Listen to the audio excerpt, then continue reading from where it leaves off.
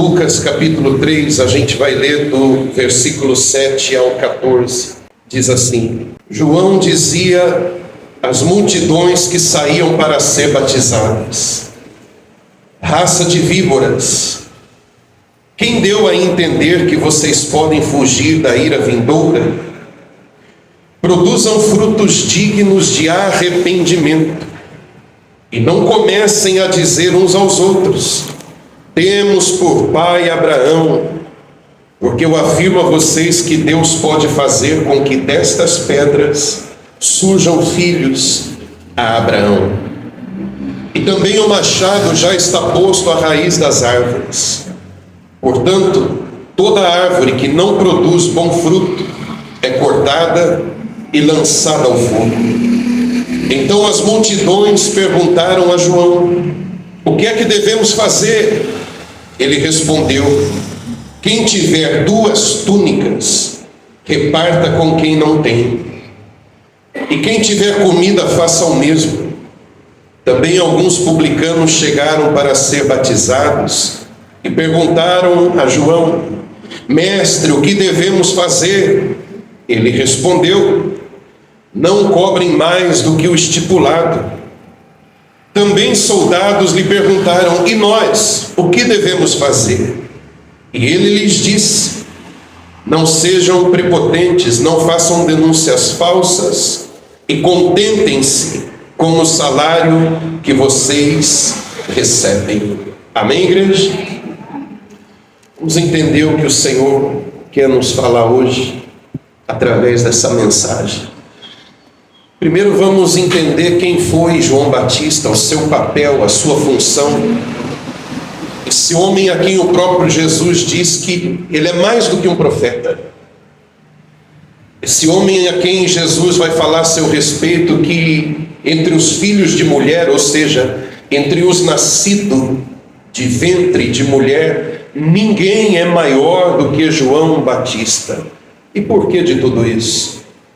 João Batista é aquele que vem inaugurar a época ou a era da graça, da nova aliança. Ele é o precursor, aquele que vem na frente do Senhor Jesus. Então ele traz uma mensagem diferente. Na verdade, ele já vem, como diz a Bíblia, preparando o caminho para o Senhor vir. Amém, igreja? Amém. Se outros profetas profetizavam a respeito do que ia acontecer lá na frente, João, mais do que profetizar, ele já vem trabalhando na preparação do caminho, porque Jesus já está logo aí, já está vindo, já está entre eles. A diferença de idade deles é de 6 meses apenas. Eles são primos. Então João, ele vem não só anunciando algo que está por vir, como os profetas faziam, mas ele já vem preparando o povo, o coração do povo, batizando o povo para o próprio Messias, o Senhor Jesus, pregar. Está dando para entender direitinho, igreja? Posso continuar? Eu peço toda a sua atenção, por favor.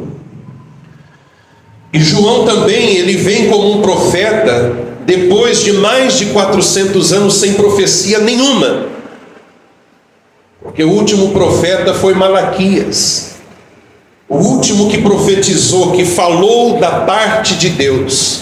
Depois de Malaquias, o culto permaneceu, o sacerdócio permaneceu, as pessoas praticavam a lei, as pessoas celebravam a Páscoa, a religião judaica permaneceu, mas era de baixo para cima, era o povo cultuando a Deus, de cima para baixo não vinha mais nada. É o chamado silêncio profético. E depois de mais de 400 anos de silêncio profético, uma voz aparece. E é João Batista, clamando no deserto. Amém, igreja? Isaías profetizou a respeito dele. E a Bíblia vem dizer, Jesus vem dizer, ele é a voz que clama, a voz do que clama no deserto, como diz o profeta Isaías. Isaías, séculos antes, falou a respeito de João. Ele é a voz do que clama no deserto. E o que é que essa voz vem anunciar? Primeiro, ele é voz, por que ele é a voz? Por que ele é chamado de voz? Porque Jesus é o Verbo. É como se dissesse assim: eu não sou o Verbo. João vai fazer isso várias vezes. Por várias vezes João vai dizer: olhem para ele, eu não sou noivo, eu sou amigo do noivo. Eu não sou a luz, eu só aponto o caminho. Ele é a luz que, vindo ao mundo, ilumina. Diga glória a Deus. E também então ele quer dizer o seguinte: eu não sou o Verbo, eu não sou a palavra, eu sou a voz. Ele é o Verbo. Diga glória a Deus. Então João, ele é uma voz. O Verbo mesmo, a palavra encarnada, é Cristo. E o que é que essa voz vem falar? O que é que essa voz vem dizer? Qual é o estilo? Qual é a pregação? O que é que esse homem tem nos lábios? Já que ele é a voz. A sua pregação, igreja, é o batismo para o arrependimento. Essa é a pregação de João Batista. Esse é o seu discurso. É nessa tecla que ele bate, insiste, conclama as multidões a praticar. Arrependam-se. E ao se arrepender, as multidões eram batizadas nas águas do Rio Jordão, o lugar onde ele batizava. Então esse é o João Batista que pregou isso que a gente acabou de ler. E ele pregava exatamente batismo para arrependimento. Mas quem é a plateia? Quem é o público? Para quem é que João prega? E essa passagem também nos mostra. Ele fala, por exemplo, com os líderes religiosos. Quando você lê João chamando raça de víboras, leia aqui comigo no versículo 7. Quando João Batista diz assim, raça de víboras, quem deu a entender que vocês podem fugir da ira vindoura? Talvez você pense assim, mas que pregação é essa? Que discurso agressivo é esse? Que as pessoas se aproximam e ele já chama todo mundo de cobra. Raça de víboras. Para a gente poder entender, igreja, por que João está falando nesse tom e chamando desse nome, a gente vai entender quando a gente lê o que Mateus escreveu a respeito disso. Aqui a gente está no evangelho que Lucas escreveu. Mas eu vou abrir, não precisa abrir não agora, para a gente ser mais rápido. Eu vou abrir em Mateus, olha o que Mateus falou. A mesma passagem escrita por Mateus. Ele vai dizer assim,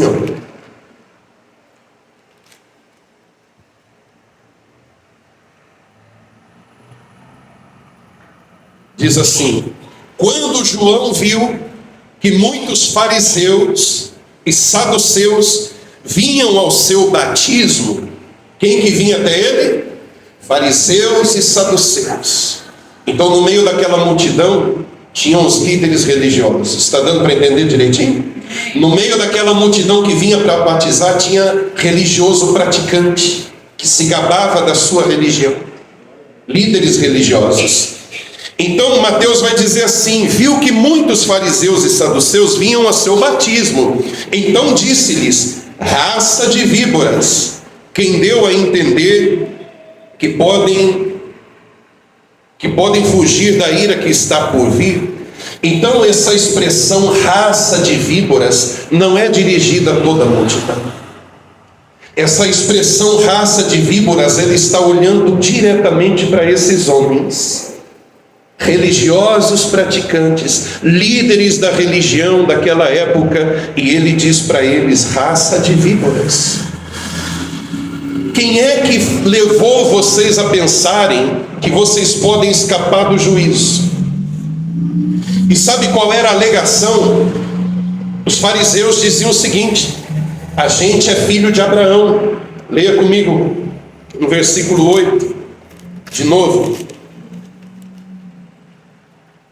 Versículo 8 diz assim: produzam frutos dignos de arrependimento e não comecem a dizer uns aos outros: temos por pai Abraão, porque eu afirmo a vocês que Deus pode fazer com que destas pedras surjam filhos a Abraão. Amém, igreja? Então João está dizendo o seguinte: o juízo vai vir para todos. Esse dia vai chegar e vai chegar para todos.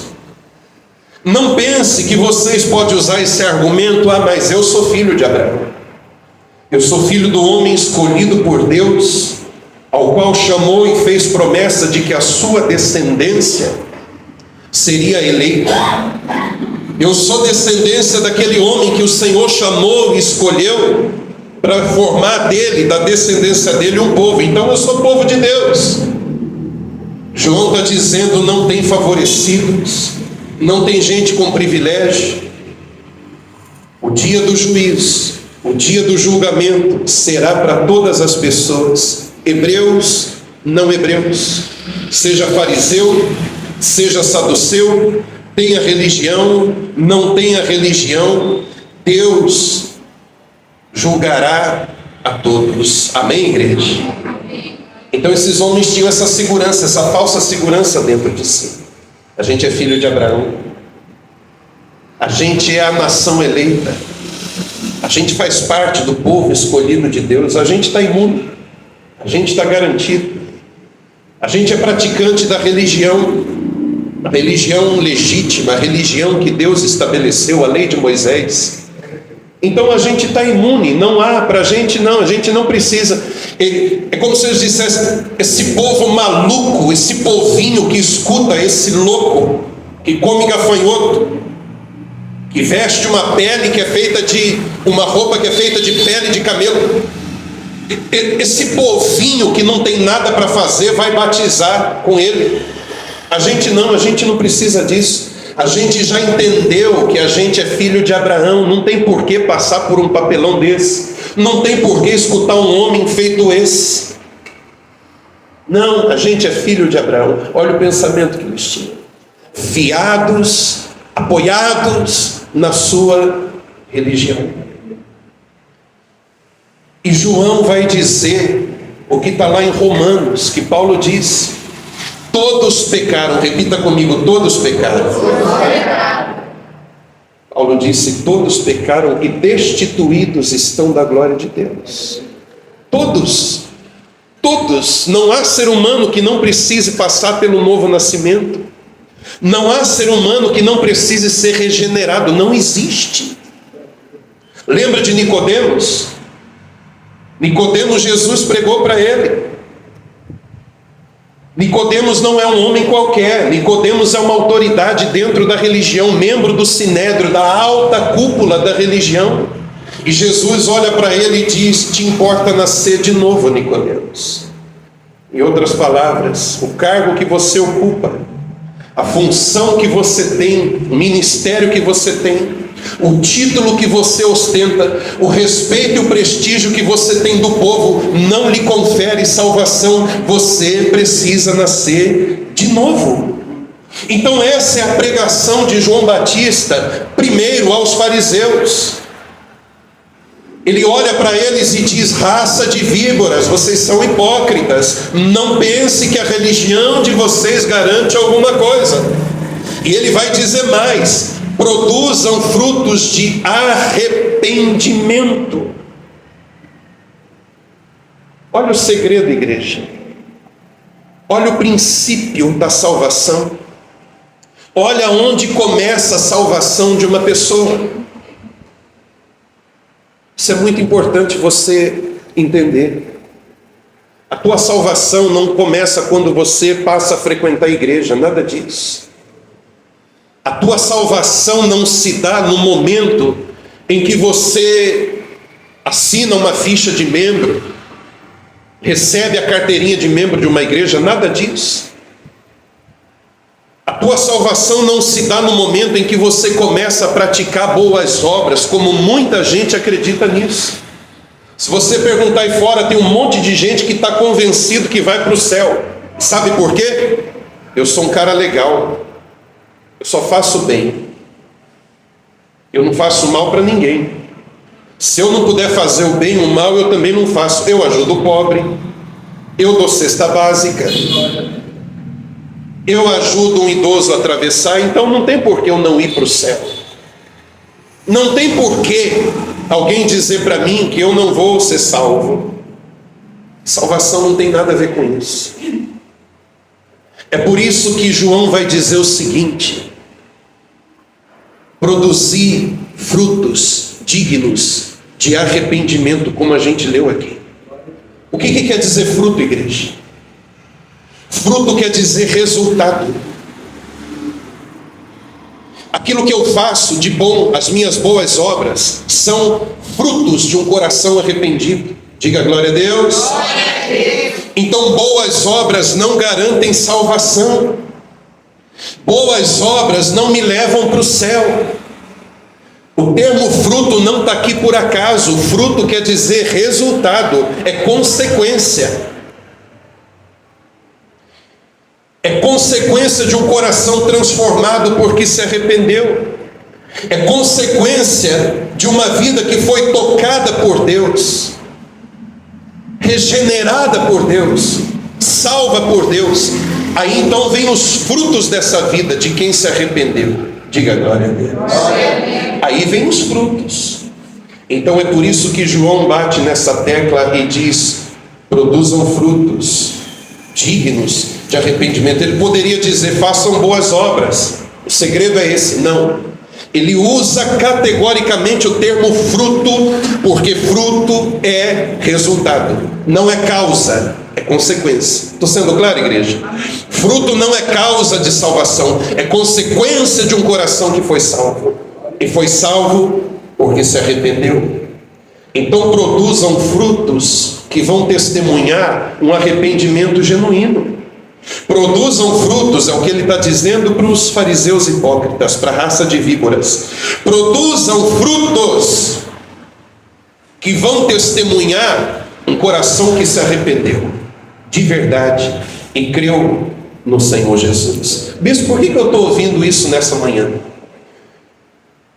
A gente, olhando para esse texto, igreja, vê que João falou com duas classes de pessoas aqui. E falou sobre um assunto depois.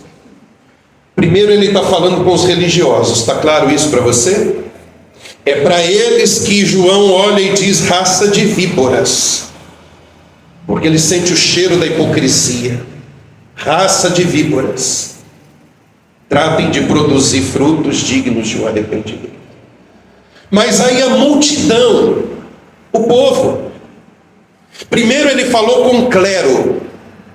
Primeiro ele falou com os praticantes da religião, os líderes religiosos, o clero, a casta eclesiástica que estava corrompida. Agora ele vai falar com os membros da igreja, com o povo da igreja. Está dando para entender direitinho? Porque o povo da igreja, que eram também chamados de leigos, que não pertenciam à casta clerical, eram chamados de leigos, era o povo. Eram os membros. Depois que João falou com a raça de víbora, depois que João falou com um falso pregador, hipócrita, agora ele vai falar com o povo. Agora ele vai falar com as pessoas, porque elas começam a perguntar, a fazer perguntas para João. Você pode ver isso comigo lá no versículo 10 e 11. É importante você manter a Bíblia aberta por causa disso. Versículo 10 e 11 diz assim: então as multidões, aqui já fala multidões,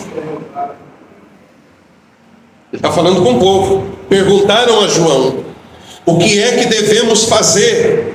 Ele respondeu: quem tiver 2 túnicas, reparta com quem não tem, e quem tiver comida, faça o mesmo. Amém, igreja? Aqui João, na verdade, o que ele está ensinando é a verdadeira religião. O que João está falando aqui para o povo é o que Deus espera de mim, de você, e esperava deles. Porque o povo aprendeu tanto que eles tinham que cumprir a lei. Posso abrir um parênteses aqui? Tem algo a mais para falar para você. A lei de Moisés não era só os 10 mandamentos, igreja. Os 10 mandamentos é o que dá destaque, é o que vem na frente, é o carro-chefe da lei de Deus. Mas a lei de Moisés, ela é composta por 613 mandamentos. Era muita coisa para cumprir. Fora a lei que tinha 613 mandamentos, os fariseus, os escribas, criavam decretos da sua própria cabeça para ampliar ainda mais essa lei e tornar insuportável, ao ponto do povo não ter ser humano que conseguisse carregar o fardo dessa lei. Está dando para entender direitinho? Então o povo, é por isso que Jesus vai falar assim: aprendei de mim, porque sou manso. Tomai sobre vós o meu fardo, porque ele é leve, o meu jugo é suave. Sabe o que Jesus está dizendo? Vocês tiveram mestres até agora, e o fardo que eles colocavam sobre vocês era tão pesado, tão pesado, tão pesado. Eu também sou mestre. Eu também tenho ensinamentos para dar. Só que o meu fardo é leve. Não é como a lei dos judeus.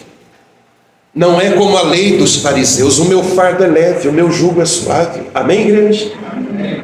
Então João está ensinando aqui a verdadeira religião, o que é que Deus quer. E ele está falando aquilo que Oséias falou. Oséias disse assim: foi boca de Deus para dizer: misericórdia quero e não sacrifícios.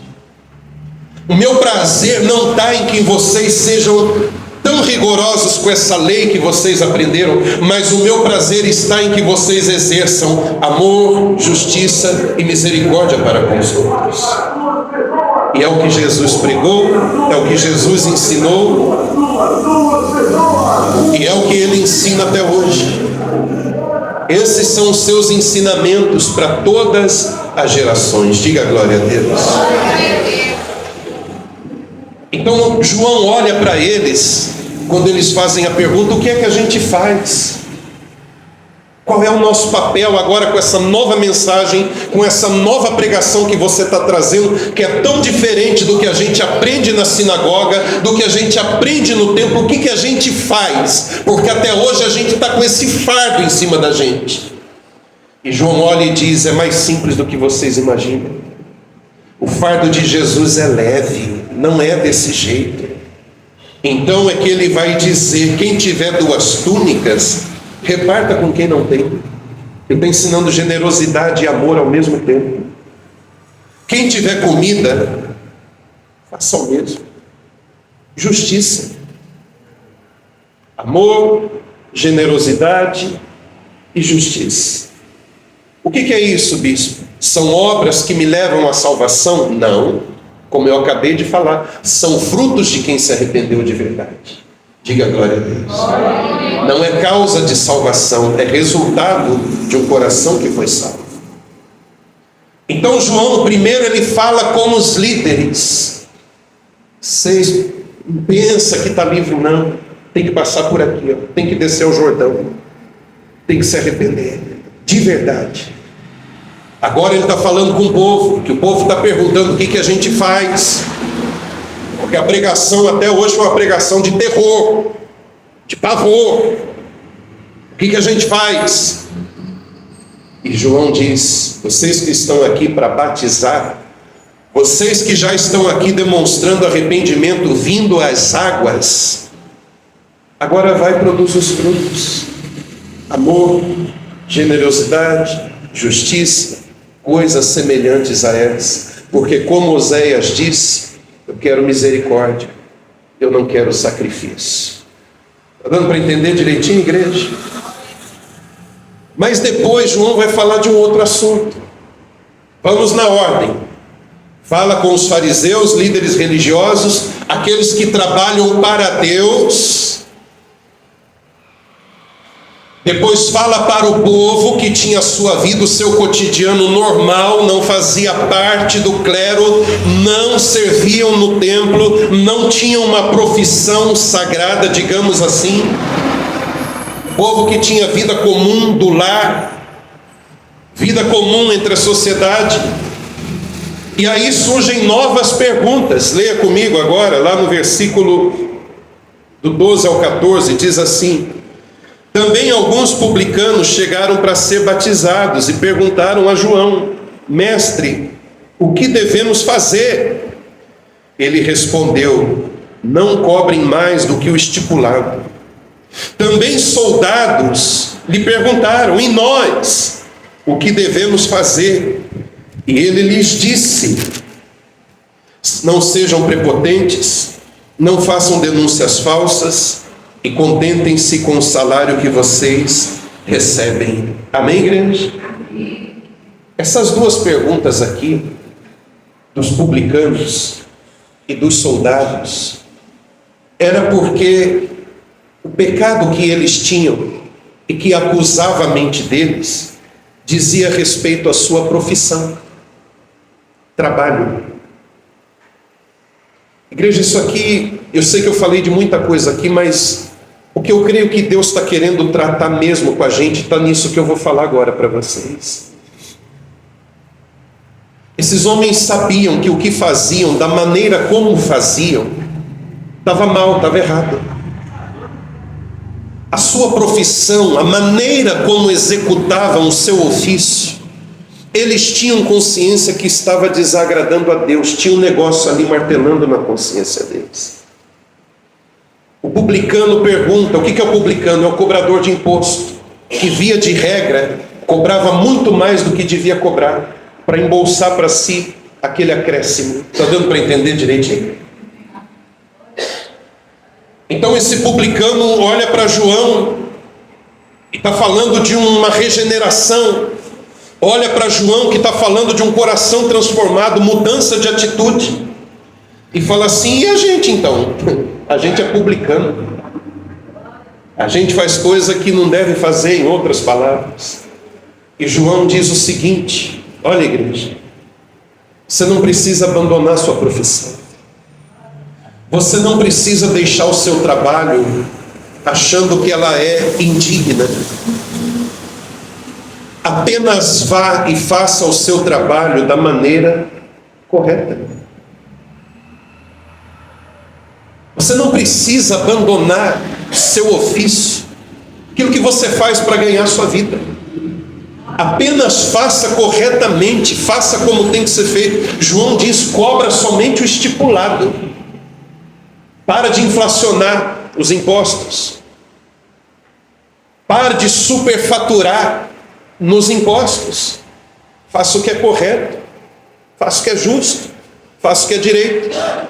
Porque talvez eles pensaram o seguinte: eu vou ter que abandonar minha profissão, eu não posso mais ser um cobrador de imposto, já que eu tenho que ser uma pessoa diferente. Os soldados, a mesma coisa. Deixa eu abrir um outro parênteses aqui agora. Sabe por que o soldado romano pergunta isso logo em seguida do publicano? Porque quando alguém tinha uma dívida com o fisco, dívida de imposto, o publicano dizia o seguinte: você tem tal prazo para pagar a dívida que você tem com o Estado. O prazo é esse, o prazo é tal. E o devedor já sabia, presta atenção, que se não fosse cumprido o prazo e pago a dívida de imposto, quem que ia bater na porta dele? O soldado. Eles trabalhavam juntos. Está dando para entender direitinho? O cobrador de imposto está ali para cobrar. Se a pessoa se aperta, se endivida, a dívida aumenta, tem prazo para pagar. O imposto é de Roma, o soldado é romano. Então ele não deve para o publicano. O publicano só faz a ponte, embolsa mais do que deveria.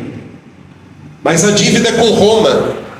Então, se o prazo dado não é cumprido, a próxima visita que ele vai ter não é do publicano, é do soldado que vai levá-lo preso. Então o publicano fala: o que a gente tem que fazer? Não cobra mais do que deve cobrar. Não precisa abandonar sua profissão. Diga para quem está do seu lado: não precisa abandonar o seu trabalho.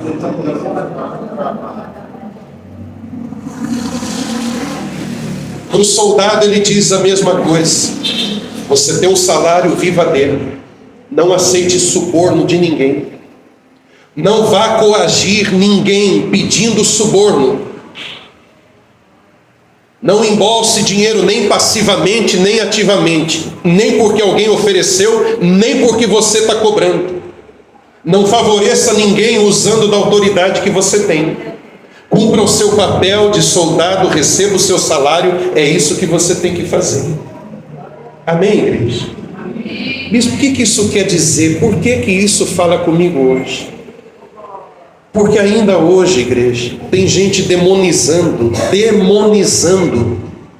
o trabalho. Sempre houve, desde antigamente, aquela separação de sagrado e secular. O que é o sagrado? É o que trabalha para Deus. O que é o secular? É o que trabalha para o mundão. E aos olhos de Deus não tem isso. Trabalho é uma coisa digna, trabalho é uma coisa honrada. É através do trabalho que o chefe de família traz o sustento para a sua casa. É ou não é assim?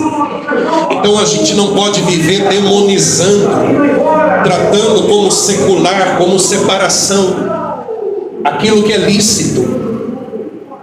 É bem verdade que há trabalhos que por si só eles desonram a Deus, mas são exceções. Amém, igreja? Tem trabalho que desonra a Deus? Tem trabalho que desonra a Deus.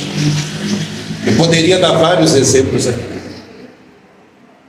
Mas todo trabalho é do mundo, todo trabalho é do diabo, porque não é um trabalho sagrado, porque não é um trabalho dedicado diretamente à obra de Deus, não é santo.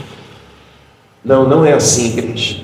E essa visão precisa cair da mente de muitas pessoas, do entendimento de muitas pessoas. Se você perceber, eu já estou caminhando para o final. Os fariseus e os saduceus faziam um trabalho aparentemente sagrado. Eles eram praticantes da religião, mestres da religião. E eles foram reprovados, ao ponto de serem chamados raça de víboras. E João está falando, vocês que não tem nada a ver com essa casta, esse clero, essa cúpula religiosa, se vocês fizerem o que é certo, ó, para vocês, ó. É isso aí. Vocês não são obreiros, pastores, bispos, presbíteros, diáconos, mas ó, se você cumprir o seu trabalho com honestidade, com dignidade, você está na frente de muito homem e mulher que se diz trabalhar na obra de Deus, estão sendo reprovados por Deus. Quem está entendendo direitinho? Então não tem que haver essa separação. Não tem que haver essa coisa de que você será aceito se você for aquele praticante religioso, que você tem um cargo dentro da igreja e que você vive mais para a igreja do que para o seu trabalho e para a sua família. Não é assim. As pessoas começam a demonizar uma profissão, uma vida cotidiana, uma vida comum, e não pode ser dessa forma, está errado. Igreja, todo lugar é lugar de servir a Deus, diga glória a Deus. Toda hora é hora para servir a Deus. Você não precisa usar uma gravata como eu estou usando aqui, segurar um microfone, vestir um uniforme para você dizer que está fazendo a obra de Deus. Não precisa. Você não precisa necessariamente ocupar um cargo, um posto, ainda que seja um cargo assim, não do pregador, mas um cargo lá mais distante. Mas eu tenho um cargo, eu faço um trabalho sagrado. Por que esse pensamento? Se tinha fariseu e saduceu, gente praticante religiosa, que João olha e diz, raça de víbora. Quem está agradando a Deus? Quem está no clero? Quem tem um cargo eclesiástico e é uma víbora? Ou um cidadão, uma cidadã, trabalhador, trabalhadora, que honra o seu compromisso, paga as suas contas e faz aquilo que é direito? Quem você acha que está agradando mais a Deus? É um cidadão, a cidadã comum. Está dando para entender direitinho, igreja? Paulo diz o seguinte, está lá em 1 Coríntios: fazei qualquer coisa que façais, fazei tudo para a glória de Deus. Tudo é tudo. que você vai fazer, faça para a glória de Deus. Você tem uma profissão, você tem um cargo, você tem uma função, execute ela para a glória de Deus.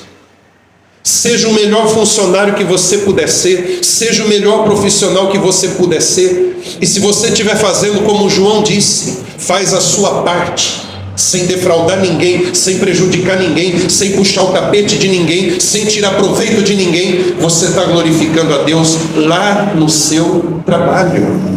Amém, igreja? Bispo, como que eu vou saber se o meu trabalho honra a Deus por si só ou não? Eu vou dar um segredo para você que está nesse versículo que eu citei. Paulo disse assim: tudo quanto fazeis, façais para a glória de Deus. Aí a pessoa ela tem que ver aquilo que ela faz. Eu estou fazendo isso aqui para a glória de Deus. Será que aquilo que ela está fazendo tem como ela dizer que é para a glória de Deus? Essa é a pergunta que ela tem que fazer. Por exemplo, igreja, preste atenção aqui, por favor. Eu sou um homem que estou buscando empreendimento para mim me dar bem na vida. Eu abro uma boate. Tem como eu dizer, vou abrir essa boate para a glória de Deus? É possível isso? Então pronto, a resposta está aí. Por si só, a minha profissão, meu trabalho, desonra a Deus. Não preciso de um pregador falar para mim, minha consciência vai dizer. Minha consciência vai dizer. Seja um estabelecimento que eu abro, seja um trabalho que eu presto, se eu fizer essa pergunta, estou fazendo isso aqui, é para a glória de Deus? Já vai vir um sim ou um não. E se vier um não, pronto. Tá bom. Tem como eu fazer isso para a glória de Deus? Se você se sentir confortável e tiver um sim, é uma coisa. E se não é para a glória de Deus, naturalmente vai vir um não na sua consciência. Não tem como eu dizer que vou fazer isso aqui para a glória de Deus, porque escrito está: tudo quanto façais, fazei para a glória de Deus. A resposta está aqui. Amém, igreja? Amém. Então não é porque eu trabalho... esse cara aí que está falando, ele é um bispo. Ele está mais assim com Deus, porque olha lá onde ele está. Já eu sou um pedreiro, um carpinteiro, sou a mulher da limpeza, então o meu negócio aqui é mais baixo. Não. Aquilo que você vai fazer, faça como se estivesse fazendo para o Senhor. Se você estiver construindo uma casa para alguém, construa como se o próprio Jesus fosse morar ali naquela casa. Se você estiver limpando o ambiente, limpe como se o próprio Senhor fosse passar por ali. Fazei tudo para a glória de Deus. Você está fazendo obra de Deus lá no seu trabalho. Então não fique com esse peso na consciência. Sempre houve essa separação e ainda existe o sagrado e o secular. E vão demonizando os tipos de trabalho que tem por aí. E não pode ser dessa maneira. Como eu disse, eu repito, todo lugar é lugar de servir a Deus, toda hora é hora de servir a Deus. Amém, igreja? Amém. Eu quero dar alguns exemplos para vocês, para me encerrar. É comum na sociedade os trabalhos mais pesados serem tratados com menos dignidade. É uma injustiça até. Gente que trabalha muito, dedica a sua vida, se sacrifica, ganha um salário de miséria. Mas são essenciais. Eu e minha esposa, a gente sempre fala, um trabalho que as pessoas olham e passa quase todo dia na frente de casa, se não todo dia, passa pela gente e para a gente. Mas se esse profissional parar, a vida, a cidade vira um caos. Eu estou falando do coletor de lixo. Você já pensou se parar 10 dias, 15 dias e não coletar lixo durante 10, 15 dias? O que vira a cidade? Ele passa todo dia pela gente na frente da nossa porta. E é quase invisível aos nossos olhos. Imagine se pare por 15 dias toda a coleta de lixo. Mosca, rato, doença, todo tipo de bicho, de inseto. O mau cheiro, contaminação. Eu digo para você, é um trabalho essencial ou não é? Não apenas socialmente falando. Isso vai afetar a saúde, isso vai afetar muitas outras coisas na vida da sociedade, da população. Essa pessoa está fazendo a obra de Deus ali no seu trabalho, amém, igreja? Porque ele está fazendo um bem para todos. Ah, mas ele é pago para isso. Muitos, mesmo sendo pago, não iriam fazer o que ele faz, ainda que fossem melhor pago do que eles são. Não iriam, não se sujeitariam ao trabalho que eles fazem. Não, mas o trabalho de Deus é esse aqui, ó, é um uniforme, é um microfone na mão. Isso é trabalhar para Deus. Aquilo lá não, aquilo é secular. Para, gente, para. A gente precisa tirar isso da nossa cabeça.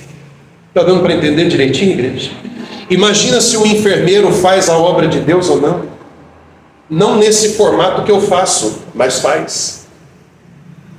Não nesse estilo que eu, a pastora, os obreiros fazem, mas faz. Tem pessoas que abaixo de Deus devem a sua vida a um paramédico, a um bombeiro, ao enfermeiro.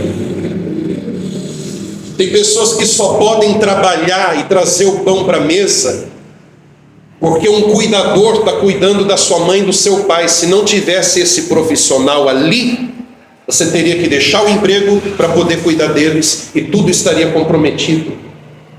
Olha como tudo se encaixa, como tudo tem o seu papel, a sua importância, e a gente pode glorificar Deus no nosso trabalho, sim. Sim, a gente pode. Às vezes a gente ouve de um obreiro, de uma obreira o seguinte: eu não vou poder estar na reunião, eu vou ter que faltar porque eu vou ter que ficar hoje com meu pai, ficar hoje com a minha mãe. Me perdoa, me desculpa. Não tem nem que pedir perdão, não tem nem que pedir desculpa. Você cuidar do seu pai e da sua mãe, você está fazendo a obra de Deus. Porque está escrito: honrai pai e mãe. Ah, mas se eu ficar aqui em casa, eu não vou fazer a obra de Deus. Ô, criatura, dá uma atenção para esse homem, essa mulher que criou você. Cumpre o mandamento que diz: honra pai e mãe. Você está fazendo a obra de Deus. Ah, mas eu faltei na minha escala. Na próxima você vai. Depois você vai. Mas você faz a obra de Deus quando você dá atenção à sua família. Você faz a obra de Deus quando você sai cedo, chega tarde, um dever cumprido, para trazer o sustento, a provisão para sua mesa, para sua casa. Você está fazendo obra de Deus e não sabe. Amém, igreja? Então não fique com esse pensamento de separação, de divisão, sagrado e secular. Pare com isso. Exceto se, como eu falei, o trabalho por si só está na cara que desonra a Deus. Mas são exceções, isso é outra coisa que você precisa avaliar com cuidado. Tem gente dizendo: eu vou sair desse emprego, que esse emprego é do diabo. E se parar para pensar, nada disso. Nada disso. Aí ela sai do emprego, se endivida, complica a sua vida, aumenta as dívidas como uma bola de neve. Ah, é porque agora eu posso ir mais vezes na igreja. Poxa vida, é bom que você venha para a igreja. É ótimo que você venha para a igreja. E você deve vir, amém, igreja? Amém. Mas não é porque você diminuiu a frequência, agora você só vai vir no domingo. Ah, isso aqui é o diabo que preparou para mim. A gente precisa pôr as coisas na balança, igreja. Espiritualizamos demais as coisas. Ou santificamos demais ou demonizamos demais. A gente vai de um extremo para o outro, quando a Bíblia nos chama para a moderação, para o equilíbrio, a gente entender as coisas. Quer acrescentar alguma coisa, pastor, do que foi falado aqui? Ela sempre tem bons argumentos que me ajudam na pregação. É só acrescentar, quando ele falou de fazer o melhor, aonde tiver, não é o melhor para se destacar mais que o outro, não é o seu melhor para o outro se sentir inferior e você só fazer bem ao seu ego. Não, é o seu melhor para Deus. Nós precisamos tirar do nosso meio, do nosso ambiente de trabalho, esse costume da competição. Nós não estamos aqui para competir um com os outros, para sermos melhores um que os outros, mas para ajudar, para somar, para acrescentar um para o outro. E para a glória de Deus. E para a glória de Deus, servindo ao Senhor, não a homens, mas a Deus. Então ele tem mais facilidade para falar. Eu tenho mais facilidade para escutar. O outro vai ter mais facilidade para cozinhar. E assim nós formamos a equipe que serve ao Senhor. Então a competição tem separado casais. Tem saído discussões dentro de casa, porque eu ganho mais e você ganha menos. Porque o meu trabalho, eu estudei, e o seu trabalho é isso. Não, gente, pelo amor de Deus. Eu não sei, tem uma historinha antiga, acredito que a igreja até conhece, eu só vou falar essa e vou parar por causa do horário. Vocês já ouviram falar da Guerra dos Órgãos? Um teatrinho? Alguém já viu? Na internet, em algum lugar? Ele é muito profundo, porque teve uma guerra no corpo, entre os órgãos. E a boca falava, eu sou melhor, porque se eu não falar, como que vai ser? Quem que vai ensinar? Aí veio os olhos, não, eu sou melhor, porque o que adianta tudo se os olhos não vai ver? Aí vinha o ouvido, não, eu sou melhor, por quê? A fé vem de ouvir, se não ouvir, e aí? Não, eu sou melhor que eu sou ouvido. Aí vem o cérebro, o coração, o estômago, e todos contando o que fazia de melhor e diminuindo o outro. E aí começaram todos eles a passarem mal. Ai, a cabeça começou a doer, a vista começou a embaralhar, o ouvido falhar, o estômago doer, e começaram a dizer um para os outros: o que está acontecendo? Por que nós estamos assim? E aí, sabe o que era? Ninguém dava valor para o intestino. Ninguém queria ser o intestino. O intestino, ele era deixado de lado. E não teve cuidado, não teve atenção, não era lembrado. Ele estava ali, esquecido. Só que quando o intestino parou de funcionar, todos os outros órgãos sofreram. E eles não estavam sofrendo por aquilo que eles achavam mais importante. Ai, o coração não pode parar. Ai, isso não pode acontecer. Ai, a minha visão. Não. Que era o que as pessoas veem, né? É o que todos enxergam. Não. O segredo estava no bom funcionamento do intestino. Aí os órgãos se reuniram. Isso é uma historinha, né, igreja? Tá entendendo, né?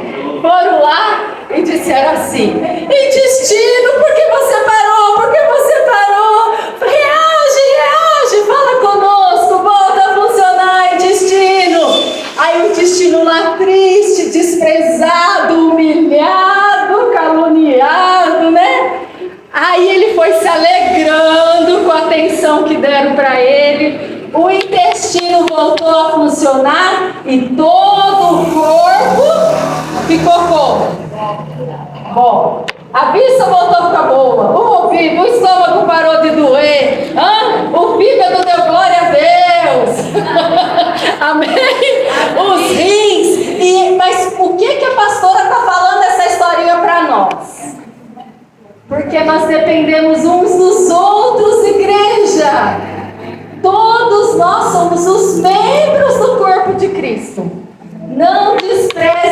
feito de ninguém. Não despreza. Nós precisamos e nós nos unimos nas nossas diferenças. Diga não à competição. Por que ensinar essa frase de fazer o seu melhor de uma forma muitas das vezes errada? É o melhor, o nosso melhor dentro da nossa condição para a glória de Deus. Não é o nosso melhor que muitos ensinaram errado. Que, não, eu tenho que ser o primeiro. Não, segundo para mim não existe. É o primeiro. Não, eu? Não, como? A outra destacou. Não, sou eu. Não, tem que ser eu. Tem que ser eu. Igreja, deixa eu te contar uma coisinha. Jesus te ama. Amém? Mas Ele ama o seu vizinho que está sentado do seu lado também. Amém? Ele tem promessa para a tua vida. E Ele vai cumprir porque Ele é fiel. Mas Ele tem promessa também para o teu vizinho. Ele morreu para salvar a tua vida e a tua casa. Mas Ele morreu também por aquela pessoa que você não suporta olhar para ela. E Ele ama ela também. Ainda que ela ainda não nasceu de novo. Amém? Amém. Então é isso, igreja. Jesus disse assim: vós sois a luz do mundo. Vós sois o sal da terra. Jesus não falou vós sois a luz da igreja. É esse ambiente aqui, aquilo lá é do diabo. Não, vós sois a luz do mundo. Fazei a vossa luz brilhar diante dos homens. Está escrito. Vós sois o sal da terra. Você tem que afetar positivamente, como o sal faz, é a terra. Não é viver uma vida de monge, porque isso sim é obra de Deus. Não. Sal da terra, é lá na terra, é lá entre os habitantes da terra que você vai e, como o sal faz, muda aquele ambiente, muda o lugar onde você está, com a sua essência, com o seu coração transformado, fruto do arrependimento que João Batista pregou. Amém, igreja? Amém. Vamos orar. A gente precisa atentar para isso, é muito sério. Aqueles homens estavam fiados na sua religião, e por serem filhos de Abraão, se sentiam imunes, ilesos, já tinham tudo o que precisavam, mas mesmo que supostamente fazendo a obra de Deus, foram reprovados. Precisavam nascer de novo, como Nicodemos, precisavam ser regenerados. E aquelas pessoas, Pai, que viviam a vida comum, mas que sabiam do seu pecado, do seu erro. Talvez aquele publicano pensou: agora eu vou ter que mudar de profissão, porque a minha profissão é do diabo. E João disse: não precisa. Não precisa. Tua profissão é uma profissão. Não tem nada de demônio nisso. É só você fazer do jeito certo, da forma certa, para a glória de Deus. Aquele soldado também pensou: eu vou ter que deixar de ser um soldado. A minha profissão não glorifica a Deus. E João disse também: não precisa. A tua profissão é essencial. É preciso soldados, é preciso manter a ordem e a lei. Apenas faz da maneira correta, do jeito certo, para a glória de Deus. A sociedade precisa de você, soldado. E é Deus dizendo para a igreja: a sociedade precisa de você. Cozinheiro, pedreiro, soldador, eletricista, seja você quem for, a tua família precisa de você. Então não desonre, não tire a dignidade do trabalho, chamando de secular, de mundano, porque a nossa luz deve brilhar justamente no mundo. Foi a ordem de Jesus. Ele disse: fazei a vossa luz brilhar diante dos homens, para que glorifiquem a Deus. O mesmo Jesus disse: vós sois o sal da terra. Da terra. Pai, conscientiza o teu povo, Senhor. Conscientiza a tua igreja. Ele pode muito bem te glorificar lá onde Ele está. Ele pode muito bem te glorificar fazendo o que faz, sem medo, sem culpa, sem se desmerecer.